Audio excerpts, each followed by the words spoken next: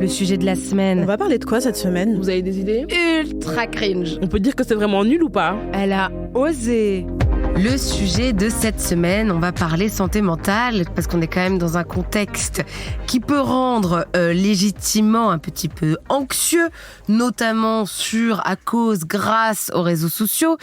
Bon, la santé mentale, voilà, nous allons le pied dans la mare, le pied dans le plat. Vaste sujet, dans un monde de plus en plus connecté, comment échapper à des algorithmes hermétiques qui en plus avec des notifications baisent un peu la chimie de ton cerveau ou nos circuits de récompense commence parfois à dépendre de MP ou de like sous tes photos. J'ai eu l'impression d'être une boumeuse. Ou de like ou de partage sur TikTok. Bref, en France, pays qui consomme le plus d'anxiolytiques et d'antidépresseurs, le sujet reste tabou. On s'inventerait un problème dans la plupart des cas, alors que pourtant, un quart des Français sera concerné un jour par un centre de médication ou par un médicament, et chez les jeunes, ce chiffre est plus gros. Un tiers des 18-24 ans seraient atteints de troubles psychologiques ou psychiatriques. Ce constat, Audrey, je te laisse la main pour en dire un petit peu plus. Oui, il y a un constat qui a été fait, tu l'as un petit peu dit, les ados sont très très très touchés. En même temps, je me dis, une génération, comme tu dis, réseaux sociaux, génération Covid, c'est la fin du monde, il y a rien qui va en termes d'écologie, d'économie et tout, donc je comprends. Et ouais, il y a un jeune sur 5 qui dit avoir connu un épisode dépressif, donc c'est 2 fois plus qu'il y a 10 ans. Il y a vraiment une hausse en fait chez les 18-24 ans de troubles psychologiques, comme tu le disais tout à l'heure. Les jeunes et les femmes sont les plus concernés. Donc du coup, le gouvernement réagit, un peu tard, mais on va pas se cacher. Et du coup, Pape Ndiaye a préconisé certaines mesures, donc le ministre de l'Éducation nationale, notamment un numéro vert pour les collégiens et lycéens. Du coup, c'est le numéro national de prévention du suicide, 3114, qui va être inscrit dans les carnets de correspondance des élèves au collège et au lycée. Et il préconise aussi une formation du personnel scolaire pour détecter tout trouble psychologique. Et donc, dès la rentrée, il y aura une formation à la santé mentale pour les personnels de la vie scolaire, les conseillers d'éducation, donc les CPE. Et en gros, il explique que c'est pas vraiment pour soigner, puisque c'est pas leur boulot, mais surtout pour détecter en fait les états prévenir plutôt que guérir. C'est ça. Les états un peu de fragilité. Et puis, si par exemple, il y a des élèves qui rencontrent des difficultés en termes de santé mentale. Et donc, le but, c'est de former à minima, a priori, 2 adultes par établissement au secourisme. Alors j'espère que ça va avoir un peu plus de succès et de rigueur que les cours d'éducation sexuelle qui ne sont pas du tout appliqués au final. Donc je sais pas exactement quelle forme ça va prendre, comment ça va être renforcé sur place, mais je trouve que c'est une bonne initiative de prendre le truc vraiment à corps dès le collège, dès le lycée et pas attendre à l'âge adulte, parce que c'est un petit peu, surtout dans ces années qui sont pas faciles en termes de santé mentale. Mais j'espère qu'il y aura aussi des budgets qui vont être suffisamment alloués. J'ai une de mes meilleures amies qui s'appelle Anaïs, si elle passe par là. Dédicace. Qui est professeure de français, c'est sa première année en ce moment. Et elle est au Havre et elle est dans une ZEP et elle me racontait des trucs que je trouvais lunaires. Genre, elle s'occupe d'une collégienne qui s'appelle Britney, qu'elle arrive à intéresser au cours et tout, mais qui est hypersensible et qui a vécu énormément de traumatismes familiaux. Et elle me racontait que lors des conseils de fin de classe, au lieu de comprendre ou d'avoir de l'empathie pour la petite fille, la directrice était en mode, en même temps, c'est une vraie pathologie, l'hypersensibilité, sans prendre en compte quoi que ce soit. Et ma pote me disait qu'en fait, tout ça revenait juste une histoire de thunes, comme toujours. C'est que de toute façon, il n'y a pas d'argent pour qu'il y ait une infirmière, il n'y a pas d'argent pour qu'il y ait une psychologue, et il n'y a pas de temps et d'argent à donner à des enfants pour mieux les comprendre. C'est ça, et puis là, du coup, ça va être déjà les gens qui ont pas mal de trucs à faire, en fait, dans les écoles, qui vont en plus être formés pour avoir une autre casquette, c'est-à-dire celle de je suis sûre qu'il faut donner aux gens les outils matériels et concrets pour qu'ils puissent passer en action. Le temps, l'énergie, les thunes. Mais du coup, les 18-24 ans sont plus propices à des troubles de la santé mentale. C'est peut-être dû aussi à tout comme je le disais tout à l'heure, Covid, tout le contexte de la crise sanitaire qui fait que professionnellement, dans la famille, financièrement, et puis l'avenir un peu incertain, tout ça, ça n'aide pas. Et je pense qu'il existe aussi des critères aggravants, comme par exemple le racisme. Il y a une charge en fait mentale, ce qu'on appelle la charge raciale. Ça a un impact sur ta santé mentale de subir autant de discrimination au quotidien, au boulot, pour ton logement, enfin vraiment dans des sphères hyper concrètes de ta vie. Il y a les LGBT-phobies aussi. Ça a évidemment un impact sur la santé mentale. Et puis ce week-end, j'ai donné une conférence sur la santé mentale des artistes dans le cadre du prix Utopie. Tu étais un des 10 lauréats. Merci de le dire, sinon ça fait trop, genre. Et j'étais avec, du coup, Priscilla Adam, qui travaille dans la musique et qui fait partie du collectif Cura, qui, du coup, parle de santé mentale dans la musique. Et Daisy Lambert, qui est curatrice dans l'art contemporain. Et du coup, on se disait, on avait fait un constat, c'était que c'est ce genre de carrière, et de manière générale, les carrières d'indépendants, il y a une irrégularité de salaire, une précarité, en fait, qui fait que ça impacte aussi la santé mentale. Et puis, ça met vraiment à mal la confiance en soi, puisqu'il y a pas, tu fais face à pas mal de refus. Oui. Puis t'as vraiment parfois une carrière en dents de scie. Tout ça, ça a un impact réel, je le vois bien. La précarité de manière générale, et puis les troubles mentaux qui sont parfois aussi héréditaires, tout ça, ça a un gros impact. Et puis, je me disais aussi que le fait que le tabou, en fait, autour de la santé mentale, le fait de ne pas en parler, de ne pas la prendre en compte, il est accentué aussi dans certaines cultures. Par exemple, moi, je sais que j'ai grandi, j'ai toujours entendu la santé mentale, enfin les troubles psychologiques, c'est un truc de blanc. Et c'est un truc que peut-être que j'avais aussi intégré. Un truc de blanc dans le sens quelque chose que tu peux te permettre de prendre en compte. Un truc que non seulement, enfin en fait on en parle. Secondaire. C'est ça en fait, on en parle tellement pas aussi dans certaines cultures. Moi je parle de ce que je connais, donc c'est-à-dire aux Antilles. On n'en parle pas, et puis aussi le fait que on nous apprend tellement à être résilient, à être fort, etc. que c'est vu comme un signe de faiblesse finalement de dire voilà, là je suis dépressif, là j'ai de l'anxiété. Et puis aussi, comme tu dis, certaines personnes ont d'autres préoccupations. Non pas que les personnes blanches n'aient pas d'autres préoccupations, mais dans le sens où tu as des personnes qui ont des responsabilités familiales, communautaires, et en termes aussi de finances. Et tout ça, ça exige du temps, de l'énergie et une grosse charge mentale. Et du coup, il n'y a pas le temps, en fait, ni les ressources pour pouvoir se pencher sur sa santé mentale. Et voilà, les personnes racisées qui souffrent de troubles mentaux, elles peuvent, par exemple, appréhender le fait de chercher et de demander de l'aide parce que c'est vachement stigmatisé. On a peur d'être jugé, d'être exclu. Enfin, en fait, on est déjà hyper discriminé. Du coup, tu dis... Moi, personnellement, j'ai eu du mal aussi à dire, voilà, je suis dépressive. Je me dis, il y a déjà tellement de stéréotypes qui sont accolés à mon identité que je voulais pas en rajouter, et je voulais pas que ça passe, je sais pas moi, pour, par exemple, de la paresse tout simplement, ou des choses comme ça, tu vois. Et je pense qu'il y a tout ça qui rentre en compte, et finalement, c'est un cercle vicieux, parce que tout à l'heure, je parlais des obligations familiales, communautaires, en termes de finances, le fait aussi de devoir se surpasser, essayer de sortir de sa condition, toutes ces obligations là, je trouve que ça peut aussi évidemment aggraver au final ta santé mentale, ton anxiété, ta dépression, et en fait c'est un cercle vicieux. C'est-à-dire que c'est non seulement ce qui t'empêche de parler de ta santé mentale, et c'est aussi ce qui l'aggrave. Donc voilà. C'est une tendance, je trouve, de l'être humain à pas croire ce qui est invisible, sauf quand il s'agit de Dieu. Ouais. Et carrément. Comme c'est une blessure qui se voit pas à l'œil nu, elle paraît moins concrète. Et donc c'est là où on va dire que tu t'inventes un problème. Parfois je trouve aussi qu'il y a un rapport générationnel à ça qui est très différent. Complètement. Je sais que mon grand-père, pour lui, c'est faux. Il n'y a pas besoin de psy, ou alors you're very weird. Ou faible. C'est marrant comme... Faible, ouais. Alors que moi je trouve ça courageux de prendre justement en charge sa santé mentale. Complètement courageux de la prendre en compte, de demander de l'aide. Enfin, ça demande énormément de courage. Donc, pour moi, c'est tout sauf de la faiblesse. Et tu parlais tout à l'heure de la comparaison avec les souffrances ou les maux physiques. Et c'est vrai qu'on a beaucoup plus de facilité à aller chez un médecin généraliste. C'est plus simple. C'est ça. En plus, ça se soigne. Parfois, moi, je trouve... moi, j'ai eu une dépression très forte quand j'étais au lycée. Et ça se soigne, je trouve, comme un plâtre au long terme. J'ai pris des médicaments, puis petit à petit, ça s'est refermé comme blessure. Ouais, carrément. Et puis aussi, la santé mentale a un impact sur le physique. Par exemple, ne pas prendre en compte son anxiété, sa fatigue mentale, son stress, sa dépression, tu vas avoir des maux physiques qui vont naître. Enfin, bien sûr, il faut aller chez le docteur de la tête. Complètement. Et tu sais que tu as eu des diagnostics tardifs en allant voir le docteur de la tête. C'est ça. On dirait qu'on fait une spéciale pour les 5-10 ans. En vrai, si vous nous écoutez. En fait, j'ai toujours eu une espèce de... mélancolie, on m'a toujours dit oui, t'es très mélancolique, t'es très solitaire, etc. Et en fait, c'est juste que j'ai une dépression chronique depuis très longtemps, mais qui a été diagnostiquée il y a pas si longtemps que ça, et notamment, je pense, un peu avant le confinement, et le confinement a renforcé tout ça. Et j'ai commencé tout doucement, tu sais, en allant voir d'abord des gens qui faisaient de la médecine douce, en m'éloignant un petit peu du parcours médecin généraliste. Et au final, j'ai été voir une psychologue, psychiatre, etc. Du coup... La médecine douce, c'était quoi, si je peux me permettre ?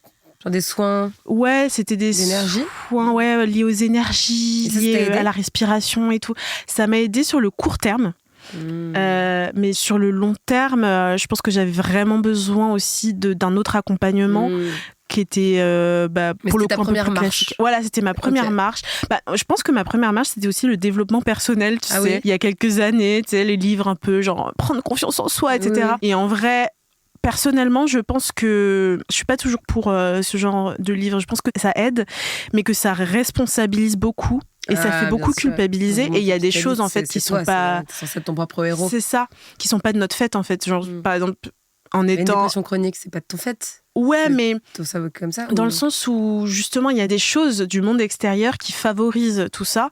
Le racisme, le capitalisme, les LGBT-phobies. Je trouve que parfois, le développement personnel te dit, tu peux t'en sortir De ta avec la volonté. force de tes bras. Ouais. Si tu lis, tu récites des affirmations positives tous les matins, tu vas t'en sortir, il n'y a pas de souci, c'est La bon. manifestation, mais non, parfois il y a besoin de médicaments et d'accompagnement. C'est ça, concret. exactement. Et puis aussi, je prône beaucoup aussi l'accompagnement, la communauté. Enfin, il y a plein, on en parlera tout à l'heure, mais il y a plein d'outils. Mais voilà, et aussi, j'ai été diagnostiquée hyper tard de TDAH. Enfin, il y a plein de trucs. De par le fait que c'est hyper tabou, que tu finis par te connaître en fait hyper tardivement. Enfin, je sais pas pour toi. Bah écoute, oui, après, en fait, il y avait un truc quand même pas mal. J'ai pas eu une daronne parfaite, mais elle a toujours été un peu cache-pistache par rapport aux maladies mentales. Donc quand j'allais pas bien, que je me mettais à pleurer beaucoup en seconde, c'est elle qui m'a amenée. De toute façon, j'étais chez des psys moi depuis que j'ai 7 ans. J'ai vécu tellement de trucs familialement et tout. D'abord, j'ai sauté dans une piscine sans eau, donc on a cru que j'avais fait un suicide infantile. Donc ça, c'était mon premier rapport au psy. Écoute, non. C'était un appel à l'aide et juste je suis un peu teubée, c'est tout, mais je ne voulais évidemment pas me suicider à 7 ans. Je l'ai vu après à mes 10 ans parce que je me trouvais trop moche. Ça paraît trop bizarre à dire, mais ça me bousillait de croire que j'avais pas de valeur parce que j'étais laide. Ensuite, j'ai eu des troubles alimentaires comme plein de jeunes femmes. Et donc je suis retour encore chez le psy. Et puis vraiment, oui, cette dépression, anxio-dépression masquée, quand j'étais en seconde, en fait, c'est toujours pareil, il faut trouver le bon ou la bonne psy. Ouais. J'en ai essayé plusieurs, comme plusieurs paires de chaussures. Et puis un jour, je trouve le psychiatre parfait, qui était rue de la Roquette. Je peux pas donner son nom, j'aimerais tellement que je m'en rappelle juste pas, mais j'étais suivie 2-3 ans par lui. Puis des médicaments, puis voilà. Et puis plus tard, parce que du coup, j'avoue, non, moi, j'ai pas eu de diagnostic. J'en ai eu un sur le moment, mais j'ai pas a priori de pathologie ou de maladie sur le long cours, même si je m'étais beaucoup posé la question, puisque j'ai fait hospitaliser mon père de force il y a 3 ans pour une crise maniaque de bipolarité très très forte, où il mettait en danger les autres et lui-même. Et il se trouve que son psy me dit faites-vous checker, c'est héréditaire jusqu'à 60%. Ouais. Quand tu regardes mon parcours de vie de manière rétroactive, j'avais l'impression de voir beaucoup d'indices. Je me disais peut-être que je fais du stand-up, qu'en fait ça masque cette maladie, puisque la bipolarité, en tout cas il y en a de plusieurs types, mais celle sur laquelle on s'interrogeait pour moi, qui était la cyclothymie, c'est un besoin de renouvellement d'émotions tous les jours, du stress, t'as une chimie dans ton cerveau. Et puis surtout, comme il s'était passé plein de trucs hyper graves, je suis allée voir un CMP, puisque de toute façon, j'étais au bord du suicide. Donc les CMP, ce sont des centres médico-psychologiques qu'il y a dans tous les arrondissements des grandes villes et certains villages. En tout cas, vous pouvez cartographier lequel est le plus près de vous. Il y a des cartes qui sont en ligne et vous pouvez les appeler de jour, de nuit. Alors, je peux parler de mon expérience, mais que le parcours habituel. Ah oui, c'est aussi si t'as pas de moyens. J'admets que si tu as des moyens, tu peux aller chez un clinicien ou un praticien, mais dans mon cas, j'avais pas d'argent. Ensuite, t'as un rendez-vous physique. Tu redis ce qui t'arrive. Eux, en fait, ils ont une réunion en fin de semaine et ils parlent de tous les dossiers qu'ils ont reçus dans la semaine. Okay. Bon, là, il y a un arbitrage un peu cruel de qu'est-ce qui est le plus urgent, est-ce qu'il y a un diagnostic très rapide à donner, est-ce qu'il y a quelqu'un qu'il faut accompagner par des médicaments, est-ce qu'il y a quelqu'un qui est en train de se mettre en danger ou pas. Et ensuite, dans mon cas, pendant 8 mois, j'ai été suivie par une psychiatre et un psychologue. Et une psychologue, le psychiatre, c'était une fois par mois, la psychologue une fois par semaine. Voilà, déjà pour parler de ce qui m'arrivait à la psychologue et avec la psychiatre de cache-pistache, alors est-ce que t'es bipo ? Dans mon cas, non. J'en parle beaucoup dans mon spectacle.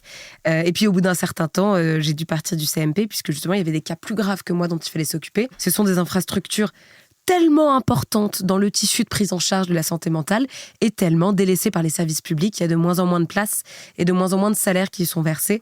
Et je ne saurais que dire, par mais allez-y si vous avez besoin. Il y a de l'aide qui existe là-bas, elle est gratuite. Et surtout, si l'État m'écoute, même si l'État m'écoute. Mais donnez des budgets, c'est pas possible. Dès qu'on voit des pays dans lesquels il n'y a pas de prise en charge de la santé mentale, ça donne des tissus sociaux, mais dingues, comme New York, on parlait la semaine dernière d'un fait divers, où un homme en prise à des maladies mentales hurlait dans le métro, du coup quelqu'un l'a tué. Enfin, c'est juste un truc qui n'arriverait pas si tu prends en charge les gens et s'ils sont pas juste dans la rue au milieu des autres. Alors, il y a en tout cas une tentative de l'État de prendre le truc en charge. Ils ont créé ce qui s'appelle Mon Parcours Psy, il y a 1 an, où ils promettaient de mettre 50 millions d'euros pour permettre à chacun et chacune d'avoir 8 séances de psy par an à hauteur de 40 euros pour la première séance, puis 30 euros. Je vous convie à aller écouter les enquêtes de Combini qui racontent à 1 an depuis le début de l'essai ce qu'il en est, et même si ça avait été annoncé en grande pompe par Olivier Véran, j'avais vu d'ailleurs cette nouvelle avec beaucoup d'espoir, c'est pas encore tout à fait au point. Après, on est qu'à la première année, alors je veux bien laisser le bénéfice du doute, mais pour l'instant, en fait, il n'y a pas assez de psy pour le nombre des citoyens et de citoyennes, et donc il y a déjà que la moitié des psys que tu vas contacter qui peuvent te donner un rendez-vous qui peut être à 6 mois au long terme, tu vois, dans des moments... Moi, je sais que le moment où j'ai appelé le CMP, il fallait que je sois pris en charge maintenant, quoi. C'est de l'urgence. Oui, d'ailleurs, si vous êtes en urgence, vous pouvez aussi appeler les services psychiatriques de certains hôpitaux qui répondent 24 heures sur 24. Et notamment, c'est là que je découvre qu'à Lyon, il y a un psy pour 500 000 habitants. Wow. Ah, ça me fait marrer parce qu'on parle souvent du déficit de dermato ou d'opticien, mais je crois qu'il y a un vrai sujet sur les psychologues aussi. En juger par les chiffres. C'est la spécialité qui est d'ailleurs aussi la moins demandée en médecine, bon, pour X ou Y raison. Mais il y a un besoin croissant de psychologues si vous vous sentez en début de vocation. Mais s'il vous plaît, allez sauver des vies. Grave, s'il vous plaît. Donc voilà, l'accès aux soins de la santé reste encore très coûteux. T'en parles un petit peu, du coup il y a les CMP qui sont gratuits, mais comme tu le disais, il n'y a pas beaucoup de place par manque de financement, c'est assez difficile si par exemple la situation n'est pas urgente d'y avoir accès. Et les autres alternatives, c'est d'aller voir par exemple un ou une psychologue en cabinet, et c'est très coûteux. Enfin, en moyenne c'est 60 € je crois. Bon, il y a eu, comme tu le disais, des tentatives d'initiatives, surtout pendant le confinement, parce qu'il y avait des constats que voilà, les Français n'allaient pas bien. Oui. En 2021, il y a Macron qui a annoncé du coup le remboursement des consultations de psychologues sur prescription médicale, parce que voilà, il y avait une dégradation globale de la santé mentale des Français, surtout des jeunes, encore une fois. Par exemple, je crois que les consultations chez les psys, elles avaient fait un bond à l'époque de 27% entre octobre 2020 et mars 2021. Et voilà, il y avait ce forfait qui avait été mis en place, on a bien parlé. C'était prohibitif. C'est-à-dire, quand j'étais ado, moi, je me rappelle que c'était genre 90 € la séance. Enfin, si ma daronne n'avait pas été là, non, c'est trop. Pas. C'est beaucoup trop cher. Et surtout, si tu dois consulter plus d'une fois par mois, c'est vraiment un gros budget. Et donc, tu en as parlé tout à l'heure, il y avait ce forfait qui avait été créé. Mais je me souviens bien, j'avais écrit un article pour Mademoiselle à l'époque. Okay. Il y avait pas mal de psychologues qui n'étaient pas foufou d'accord avec tout ça. Déjà, juste, ils n'avaient pas été conviés, en fait, pour discuter de cette question, pour discuter du dispositif en question. On leur avait même pas donné leur avis, ils n'avaient pas pu dire ce qui serait plus adapté pour leur profession, pour leurs patients, etc. Unilatérales sans penser aux personnes. Voilà, donc c'est un peu bête. Et donc, il y avait aussi le fait que les psychologues disaient qu'avec des consultations à 30 € ou 40 €, pour rester dans les clous, il fallait qu'elles travaillent en fait à la chaîne, et au détriment du coup de la qualité des soins qu'ils pouvaient donner à leurs patients-patientes. Et il y avait aussi le fait que pour bénéficier de ce forfait, les patients et patientes devaient passer par un médecin généraliste. Il fallait qu'ils aient une prescription avant. Et du coup, non seulement il y avait une espèce de lourdeur administrative, parce que bon, déjà, faire le pas d'aller chez le psy, c'est chiant, mais si en plus, il faut que tu ailles chez le médecin, avoir une prescription, ensuite, éventuellement, avoir accès au forfait. Bon, ça met des bâtons dans les roues, clairement. Et puis, il y avait aussi le fait que les psys, en fait, ils avaient l'impression d'être peu considérés. En gros, on leur dit, vous n'êtes pas assez capable de définir ce qui est nécessaire pour votre patient-patiente. D'abord, votre patient-patiente va devoir aller voir un médecin généraliste et ensuite être redirigé vers vous. Du coup, il avait un petit peu de travers, quoi. Ça n'avait pas été hyper bien accueilli, et ça serait bien de voir les chiffres, de voir ce qu'il en est maintenant. Est-ce que vraiment il y a des gens qui en ont bénéficié? Est-ce que ça a été utile? Est-ce qu'il faut faire des réajustements? Enfin, j'en sais rien. En tout cas, il y a les petits outils dont tu as parlé tout à l'heure, le CMP. Moi, ce que je préconise toujours, c'est le repos. C'est-à-dire que prenez des arrêts maladie.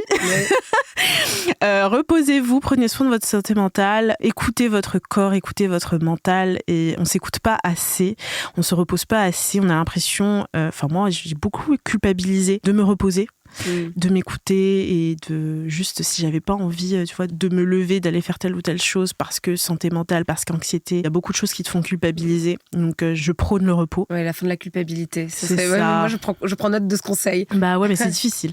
Et avec le FOMO et tout, la fièvre. C'est ça, exactement. Et puis il y a aussi les thérapies en ligne. Il y a plein de plateformes comme par exemple BetterHelp. Il y a aussi Care, Q-A-R-E.